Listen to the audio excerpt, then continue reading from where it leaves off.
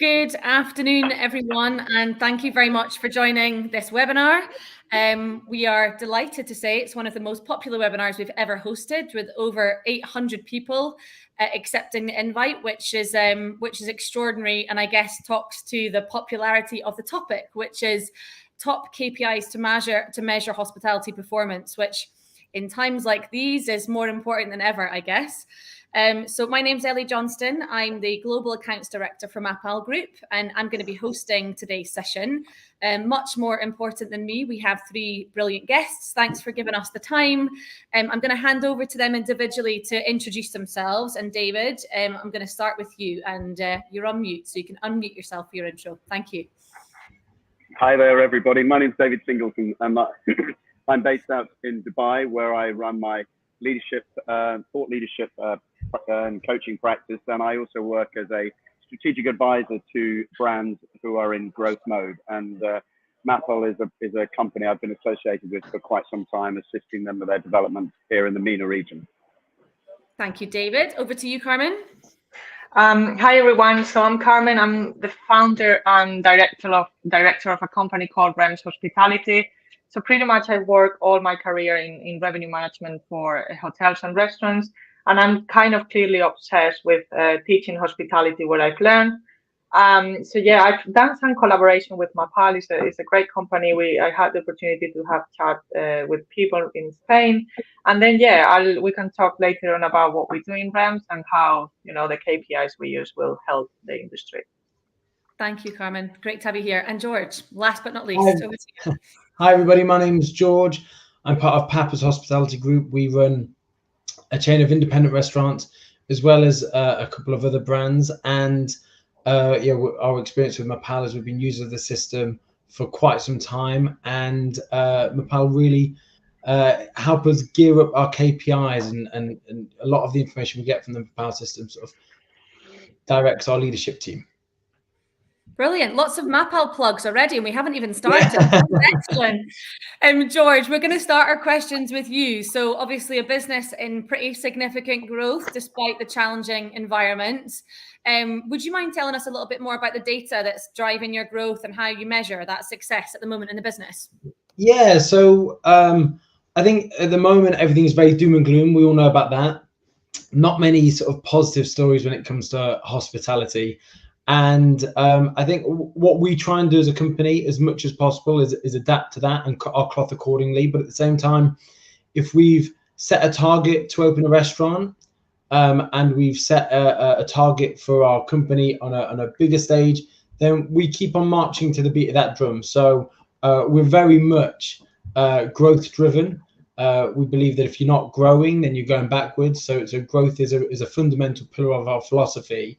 And despite the hard times we're going through, we don't really want to see that change. So I think to the point I made earlier, cutting the cloth accordingly while still maintaining growth and doing it in a sustainable way is always the challenge.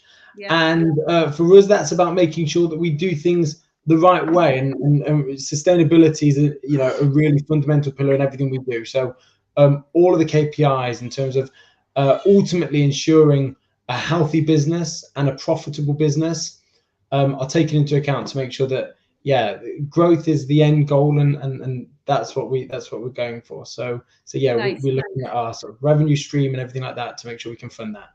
What would be your top three that you track? So revenue number one. What would be your top three, George, that you keep an eye on to track? So in terms of we track we actually track 4 KPIs, and it would be really hard to sort of pick out which one was more important. And I'm sure a lot of our operations team will be watching going, that's not true, the one I look after is the most important one. But compliance is a really big KPI for us.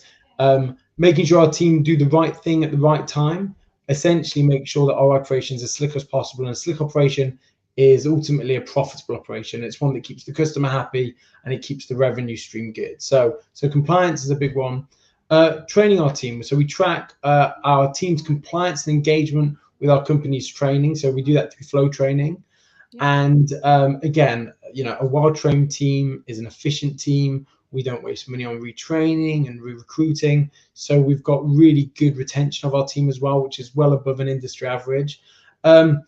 We also track our labor spend, and that for us is a massive, that's a real that is an outgoing that our managers can have an impact on a day-to-day basis.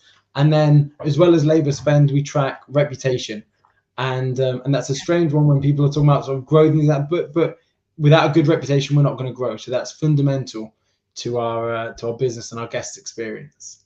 Brilliant. And if I could dig into one more question then before I move on, and I'll come back to you, I promise. But what are the main ones that you track from a profitability perspective, George? What do you use and how do you do that? How regularly do you do it? Who do you disseminate it to? Like, that one's a really interesting one, I think, for everyone that's on the call. So I think in terms of controllable cost for our team, we don't like our team to sort of break down. Our restaurant general managers don't break down a P&L on a weekly basis. I know it's quite strange for lots of businesses. Lots of businesses operate that way. We don't. We've got controllable spends, and for us, the biggest one that our team can impact on is labor to revenue, and what that percentage is at, and really making sure that we gear up our business in terms of projecting sales and projecting labor spend to make sure we start the week profitably. So that's probably the biggest takeaway. But at the same time, and I won't stop me if I'm waffling, but we don't, profitability comes as part of our natural healthy business, but we don't just chase the profit. And that's why we always look at those KPIs on a weekly basis, but as part of a bigger picture in terms of saying, well, actually, I can chase profitability, but how's my reputation? Because if that's dipped, I've got a serious problem. And looking at it more holistically, for us, create a healthier, more organically growing business. And I often hear sort of restaurateurs that, especially in times like this, they sound more like accountants in terms of just looking at that Excel spreadsheet, chasing that profit. We drive revenue, drive a great reputation, a great experience for our guests, and then we find it easier to really tease profit out of that. So in many ways, our business probably operates backwards to a lot of businesses that chase profit first. Nice. I like that a lot. And I'm gonna move on to Carmen in a second. But just before I do, we obviously have prepared a bunch of questions which we think are going to give interesting answers for anyone watching. But if there's anything in particular that you'd like to ask our guests, please feel free to tap it into the comments, and our moderator will pass them on to us. So Carmen, over to you. What metrics do you consider to be essential to keep an eye on right now in order to ensure profitability? Following on from everything that George just mentioned there, do you agree with everything he said? And what are the key things that you would recommend? I highly agree with what he said. We in REMS, we kind of focus on the KPIs that comes from the revenue, right? Obviously, P&L KPIs are well studied in restaurants. For us, we want to give clients or people we work with the opportunity to focus more on how the revenue comes into a restaurant. It's either you turn your tables more time or you sell them more expensive, right? So our KPIs are more in line with table turns, spend per head, and also RevPAR. I'm not sure if you guys have heard of the terminology RevPAR. This is a pretty interesting KPI that represents how much revenue a restaurant makes per hour per seat.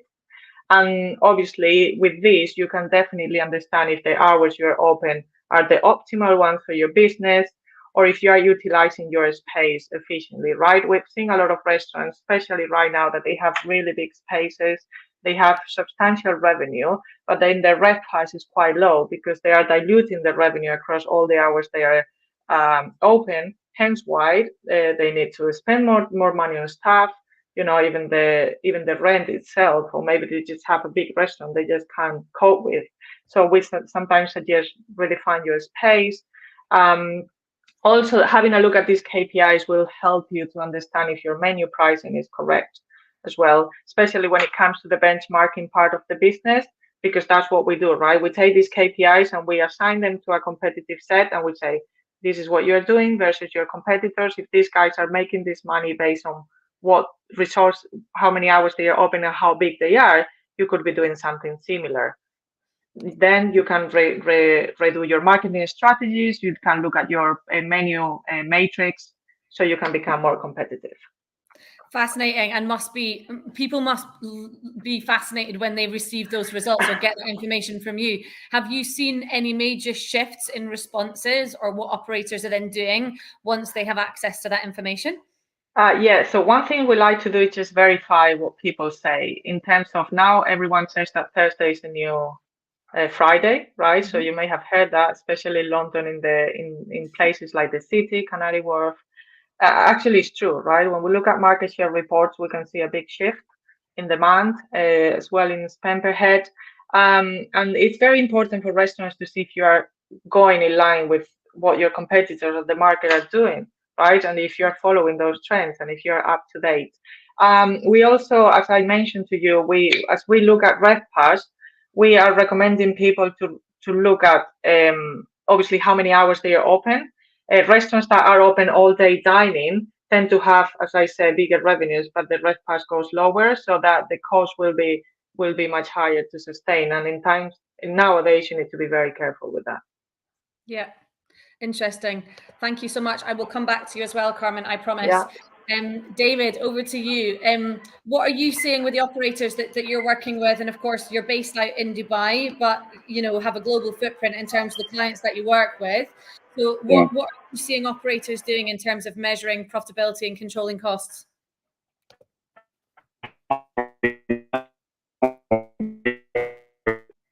Oh, I think we've got a Wi-Fi problem, David. The connection's not very good. We can't hear you.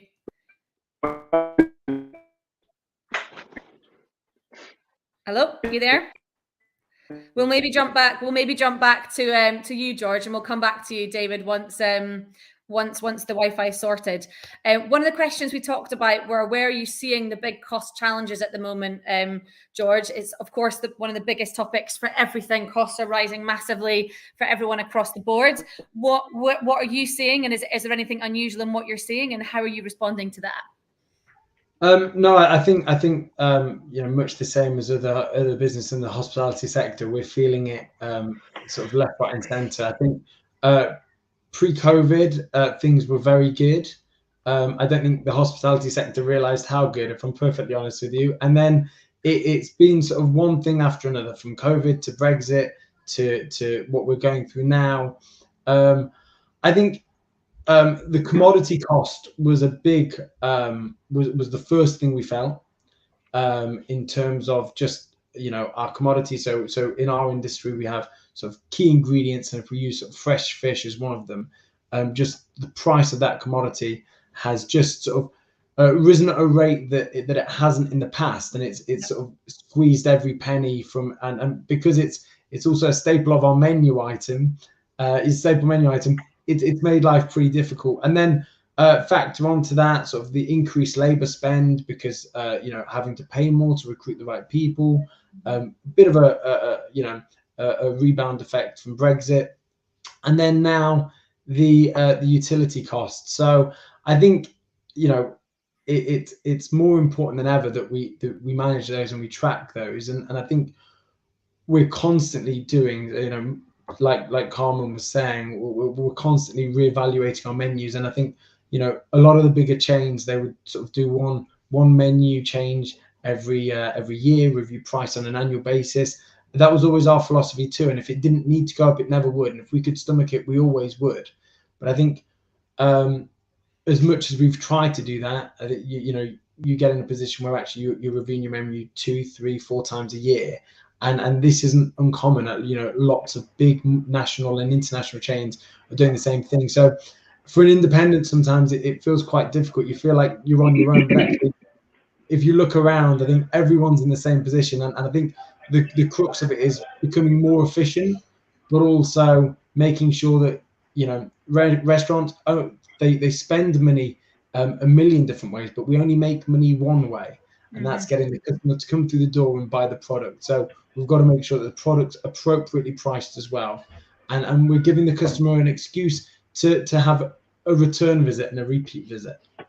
So interesting, and it's really topical at the moment. It's something I'm speaking to a lot of people about all the time. So your approach to handling cost increases on your core products, you are responding quickly and finding ways to stomach as much as you can, making it still palatable. How do you do that? And can you give us an example of where you've said, we actually don't think this is the right move to increase this cost because that's going to affect experience? Or I love your philosophy. Yeah. It's interesting to hear more. Yeah, no. I'll use a couple of examples. So, we've got a couple of, if we, refer to them as combo items, where sort of if you buy this, this, and this in the restaurant, you're going to get it almost like a set menu. You're going to get it at a better price.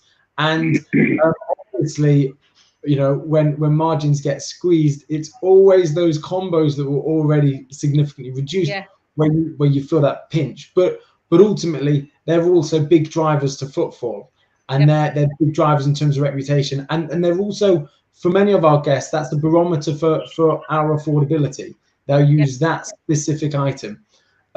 So, there's been plenty of instances where we've said, okay, well, that probably needs to go up 20%, 25%, but there's no way it can. Let's squeeze it up by, 7%.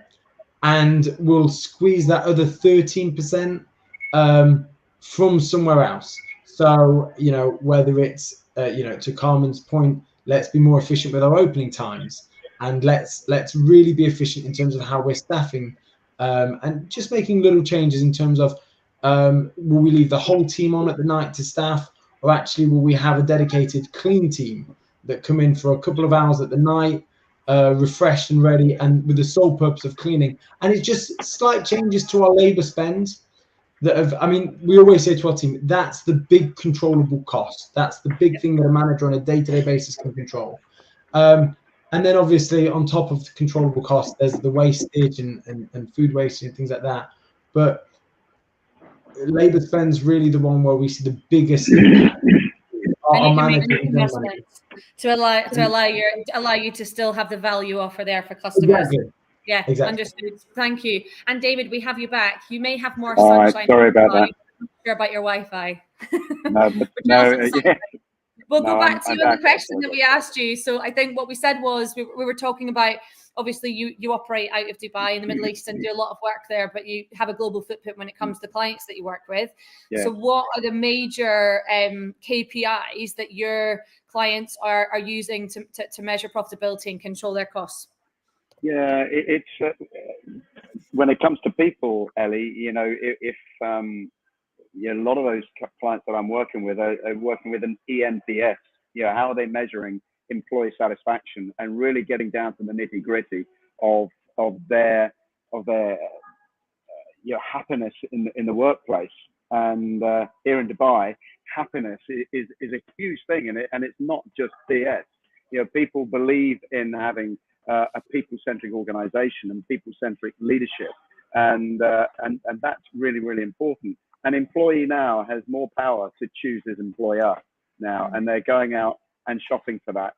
And when I'm working as a career coach or a leadership coach, that's exactly what I'm doing. And I'm working with these executives and think, where would you really want to work? Write those companies down. Who do you want to work for? And if you're marrying those elements up, then you're going to have a very, very stable, profitable organization. I love that. And George has obviously talked a lot about labor being the biggest cost. And of course, staff turnover is a huge cost when not handled well. So what do you see from a staff turnover or people generally? The measurement of happiness, I think, is such a great one that we've maybe been forced upon us, but I'm so happy that it has, because what a difference it could make. And a different approach that hospitality hasn't had to take before. So if you could give us a couple of examples of where you've seen that working well and some good initiatives that people are using to make sure that their happiness levels are good. Well, I think when we talked earlier, I was in a wellness center, where I was working with executives. It was peaceful, it was calm, it had a beautiful environment. So it's taking the executives or the leaders out of their workplace and the hustle and bustle of distraction.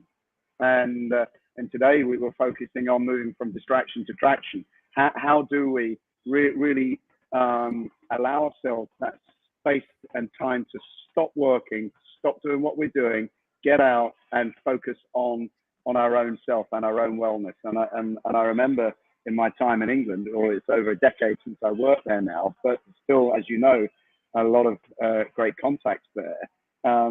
It's the same all over the world. You know, leaders now have to be people-centric, or they're going to lose people. It's very, very simple. And I love what George was talking about. Let's not just focus on cutting costs on the payroll. And I know if there's anyone here that used to work with me, that was the bane of my life, because I would always spend on labor. I would invariably overspend on labor, but I always delivered on the bottom line. I always delivered profitability. And if I didn't have a deeply satisfied team of people, you haven't got a business. And that's really what I focus on a lot now, Ellie, when I'm working with people and working with teams and being very, very creative about how we make a difference in the workplace.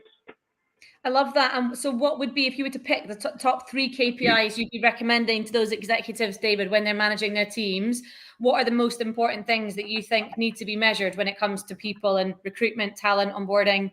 Sure. Of course, attrition, of course, turnover. There are those metrics, but there is, we do have to have a healthy measure of attrition as well. How satisfied are our teams? What's the tool we're using to measure our employee satisfaction, and asking the tough questions and getting under the skin of it and not being afraid to have the answers, you know, because however large your organization is, there are always going to be people there who have things to say. Be an active listener and really go out to really truly listen to your employees, look at them in the eye and ask them the curious questions. So there's really only a couple there for me, Ellie.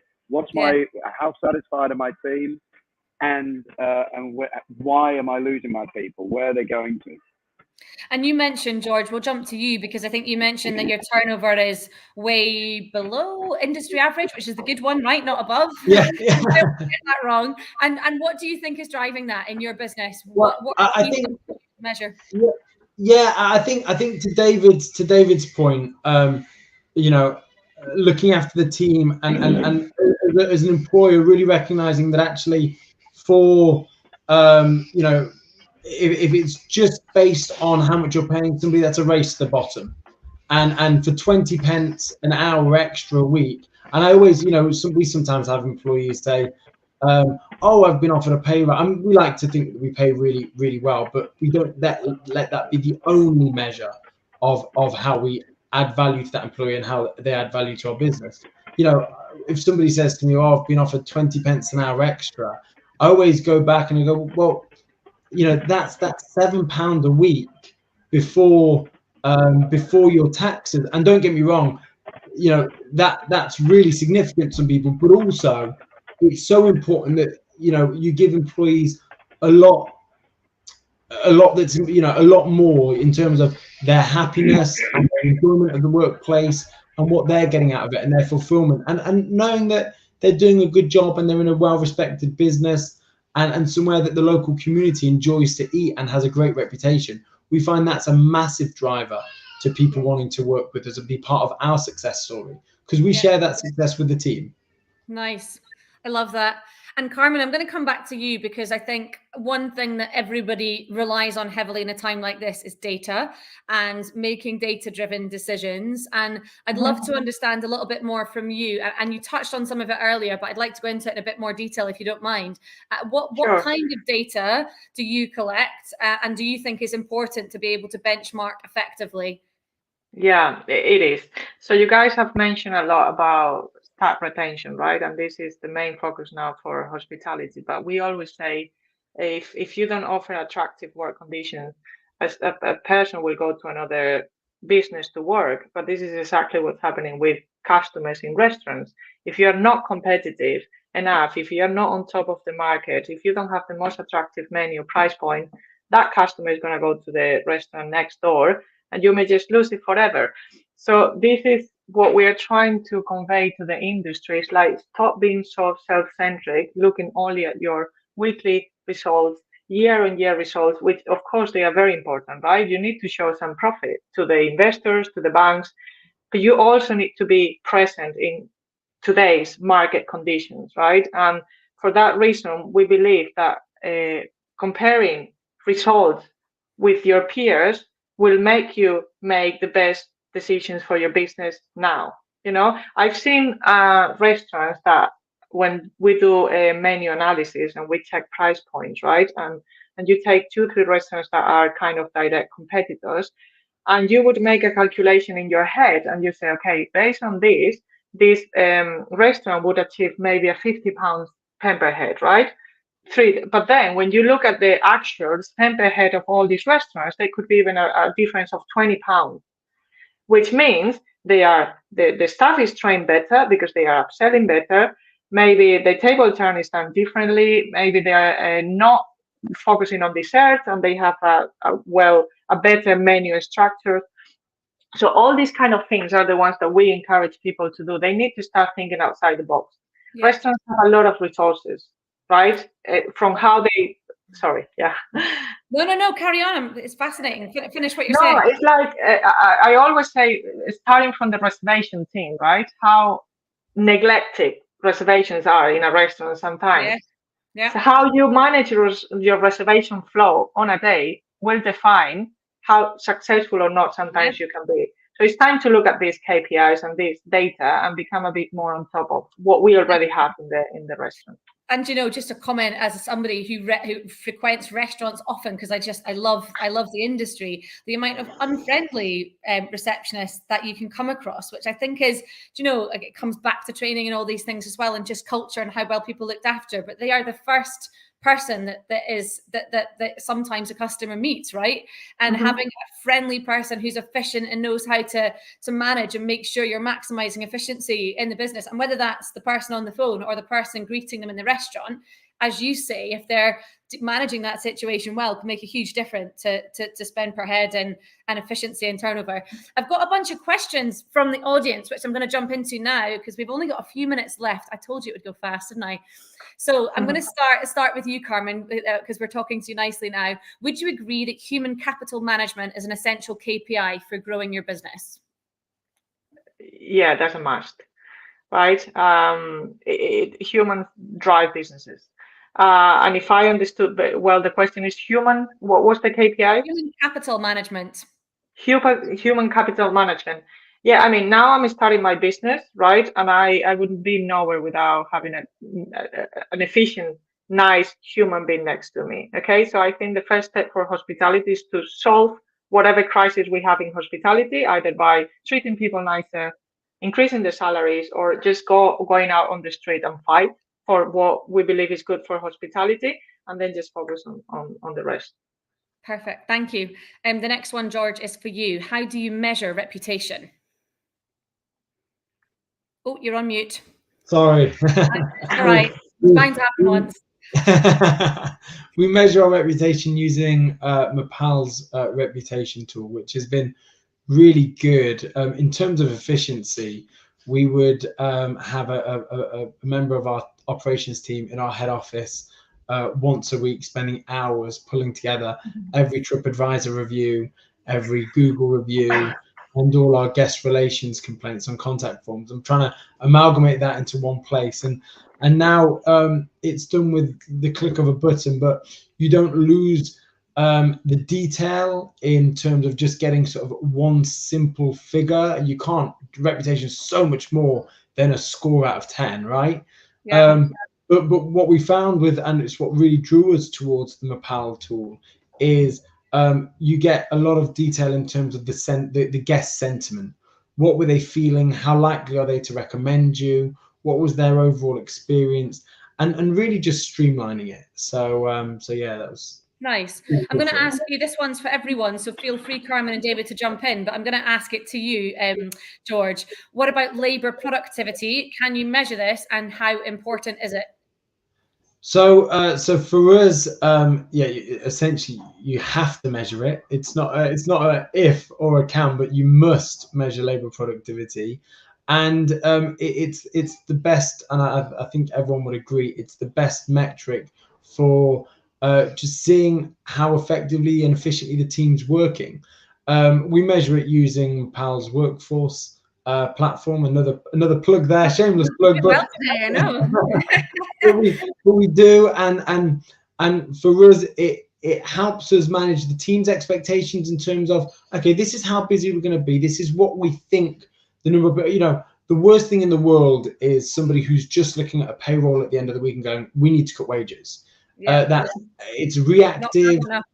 No, it's reactive. It doesn't work, doesn't motivate the team. And also it feels a bit sort of almost like the management becomes a bit of a dictatorship with no real appreciation for what that person's dealing with on the front line.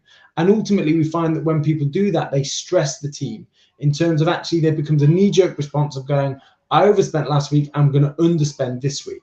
Mm-hmm. Which impacts the guest experience, the team's experience. So actually being able to accurately forecast what we think we're going to turn over, and then what we as a team in a very calm and relaxed atmosphere have decided, how many people do we think we need to serve if we're going to turn over £500 in revenue? And once that's agreed and the whole team agrees with that and appreciates that, we're always we find we start the week one step ahead. Nice, brilliant, and we're over time already, so I'm going to finish on one question for each of you. Obviously, the topic for today was the top KPIs to measure hospitality performance. So I'll go to you first, David, and then just go round the three of you to ask you your number one takeaway, your number one top KPI to be tracking in your view. What would that be, David? ENPS, measuring employee satisfaction. If you're measuring your team satisfaction and you know how satisfied and why they're not satisfied, then there's so much to go out there. Thank you. Carmen, next to you. Well, I highly agree with what David said, but in my case, I would say restaurants should start looking at RevPAR. If they want to know, if whoever is looking at this and they want to know more, they can contact me, and definitely I can work with them how to get there. Brilliant. And you, lastly, George, I think I know what you're going to say, but tell us again.